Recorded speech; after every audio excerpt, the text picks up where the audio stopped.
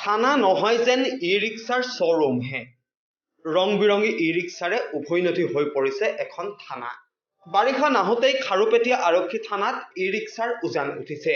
আৰক্ষীয়ে জব্দ কৰিছে অৰ্ধশতাধিক ই ৰিক্সা। দীৰ্ঘদিন ধৰি খাৰুপেটীয়াৰ 15 নং ৰাষ্ট্ৰীয় ঘাইপথত সৃষ্টি কৰিছিল সন্ত্ৰাসৰ।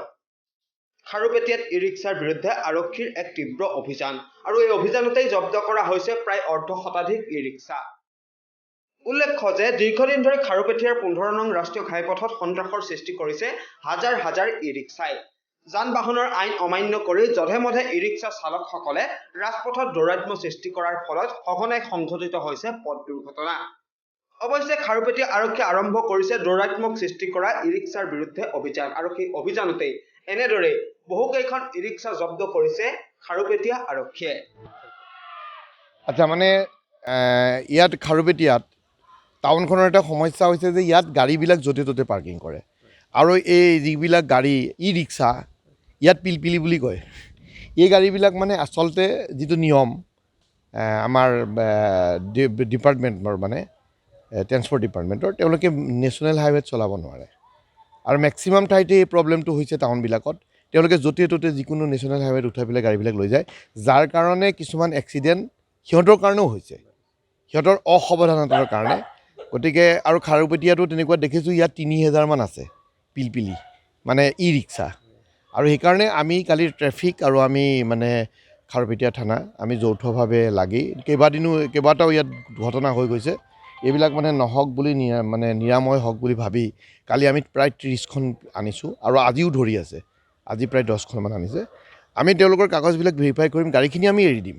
কিন্তু আমাৰ উদ্দেশ্যটো এইটো নহয় যে সাধাৰণতে সেই গাড়ীবিলাক কিছুমান সাধাৰণ মানুহে, গৰীব মানুহেও ল'ব পাৰে, তেওঁলোকে সেইটোৰ ওপৰত খাই বৈ আছে। কিন্তু আমাৰ উদ্দেশ্য এইটো নহয় যে সিহঁতৰ পেটত লাত মৰাটো।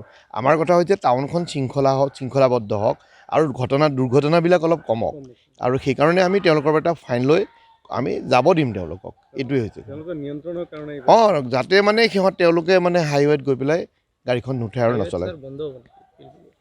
বন্ধ কৰিব লাগে, এইটো নিয়মৰ কথা। এইটো তেওঁলোকৰ মানে আমাৰ ট্ৰেন্সপৰ্ট ডিপাৰ্টমেণ্টে এইটো তেওঁলোকক কৈয়ে দিছে আৰ্চিটো যে তেওঁলোক উঠিব নোৱাৰে হাইৱেত, কোনো কাৰণে উঠিব নোৱাৰে। তেওঁলোকে চাবেবিলাকত গাঁৱে ভূঞে চলাব পাৰে এইখন গাড়ী।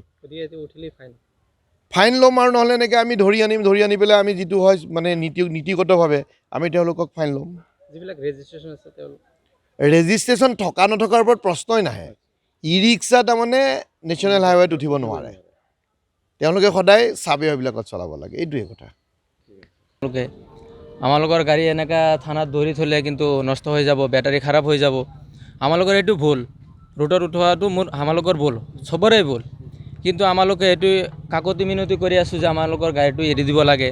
আমালোকৰ দুখীয়া ফেমিলিৰ মানুহ সকলোৱে কিবা কামাই হয়, বেছি কামায়ো নহয়, 500-600 মান কামাই হয় দিন।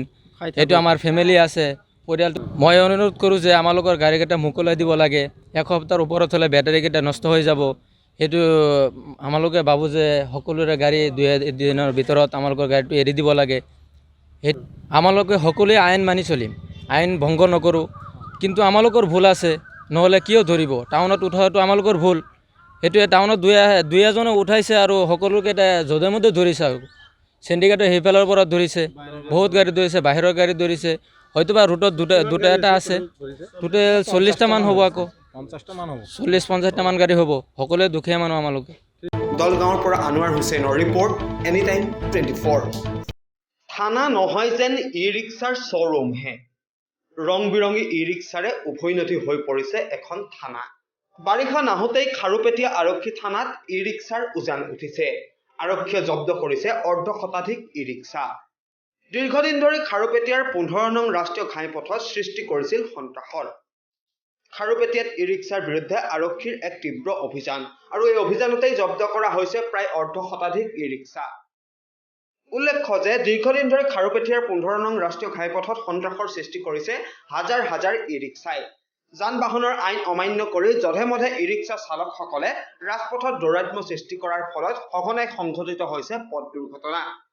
অৱশ্যে খাৰুপেটীয়া আৰক্ষীয়ে আৰম্ভ কৰিছে দৌৰাত্মক সৃষ্টি কৰা ই ৰিক্সাৰ বিৰুদ্ধে অভিযান আৰু সেই অভিযানতেই এনেদৰে বহুকেইখন ই ৰিক্সা জব্দ কৰিছে খাৰুপেটীয়া আৰক্ষীয়ে। আচ্ছা, মানে ইয়াত খাৰুপেটীয়াত টাউনখনৰ এটা সমস্যা হৈছে যে ইয়াত গাড়ীবিলাক য'তে ত'তে পাৰ্কিং কৰে আৰু এই যিবিলাক গাড়ী ই ৰিক্সা ইয়াত পিলপিলি বুলি কয় এই গাড়ীবিলাক মানে আচলতে যিটো নিয়ম আমাৰ ডিপাৰ্টমেণ্টৰ মানে ট্ৰেন্সপৰ্ট ডিপাৰ্টমেণ্টৰ তেওঁলোকে নেশ্যনেল হাইৱেত চলাব নোৱাৰে আৰু মেক্সিমাম ঠাইতে এই প্ৰব্লেমটো হৈছে টাউনবিলাকত তেওঁলোকে য'তে ত'তে যিকোনো নেশ্যনেল হাইৱেত উঠাই পেলাই গাড়ীবিলাক লৈ যায় যাৰ কাৰণে কিছুমান এক্সিডেণ্ট সিহঁতৰ কাৰণেও হৈছে সিহঁতৰ অসাৱধানতাৰ কাৰণে গতিকে আৰু খাৰুপেটীয়াতো তেনেকুৱা দেখিছোঁ ইয়াত 30,000 আছে পিলপিলি মানে ই ৰিক্সা আৰু সেইকাৰণে আমি কালি ট্ৰেফিক আৰু আমি মানে খাৰুপেটীয়া থানা আমি যৌথভাৱে লাগি কেইবাটাও ইয়াত ঘটনা হৈ গৈছে এইবিলাক মানে নহওক বুলি মানে নিৰাময় হওক বুলি ভাবি কালি আমি প্ৰায় 30খন আনিছোঁ আৰু আজিও ধৰি আছে আজি প্ৰায় 10খনমান আনিছে আমি তেওঁলোকৰ কাগজবিলাক ভেৰিফাই কৰিম গাড়ীখিনি আমি এৰি দিম কিন্তু আমাৰ উদ্দেশ্যটো এইটো নহয় যে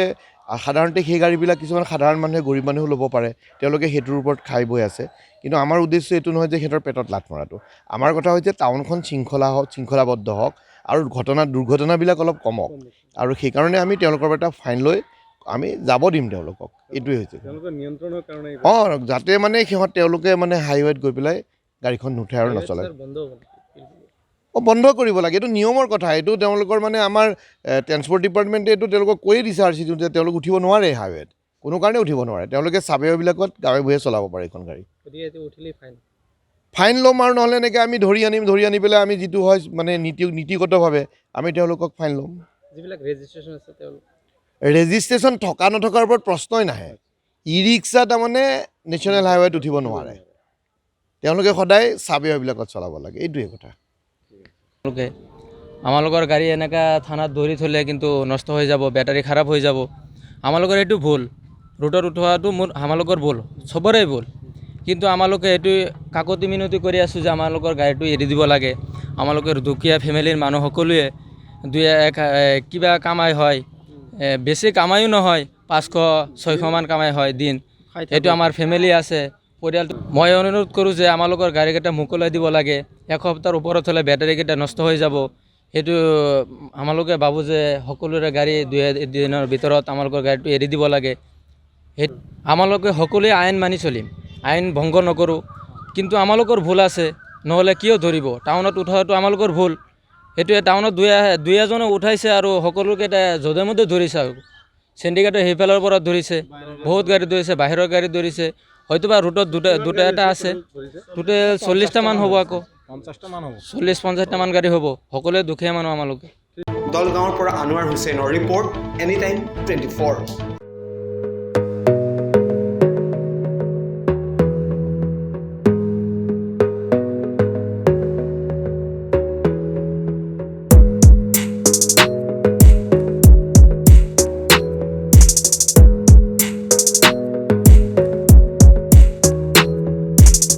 এখন গাড়ীৰ প্ৰয়োজন 4চকীয়া বাহন এখন লোৱাৰ নিশ্চয়কৈ মন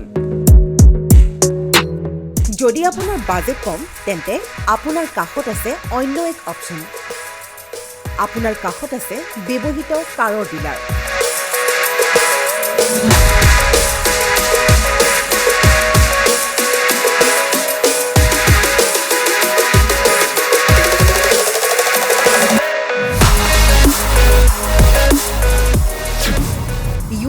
মটৰ্ছ য'ত থাকিব উন্নত মানৰ লগতে আপুনি মনে বিচৰা গাড়ীখন য'ত থাকিব চেল পাৰ্চেজ ৰিফাইনেন্স এক্সচেঞ্জ ইঞ্চুৰেঞ্চকে আদি কৰি সকলোখিনি সুবিধা গতিকে দেৰি কিহৰ আজিয়ে ভিজিট কৰক ইউডি মটৰ্ছত ঠিকনা